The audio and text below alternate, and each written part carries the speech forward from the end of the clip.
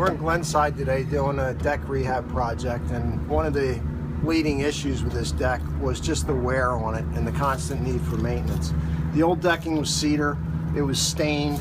You can start to see where it started to, the stain starts coming off, and every couple of years it needs to be power washed and restained. And that was something the client wasn't interested in continuing doing. So we had a few options. We could either go with a composite material that is like a Trex or TimberTech that is virtually maintenance free, and all it needs is a little bit of power washing periodically. In this case, they love the look of natural wood. So what we ended up choosing was Ipe. Ipe is a Brazilian hardwood. It's very dense, it lasts forever. It does require a little bit of oil on it every couple of years, but there's no real need to go crazy on the cleaning prior to doing that.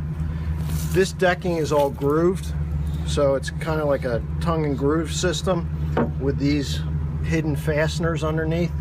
So what we end up with is a deck with no screws in the surface and no need to screw all the deck down and plug all the holes. We were also gluing this in place, so it's got a nice solid connection to the existing framing that was already here, and we left it.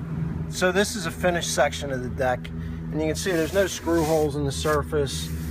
You can barely see the blind fasteners down underneath here. The gaps are tight.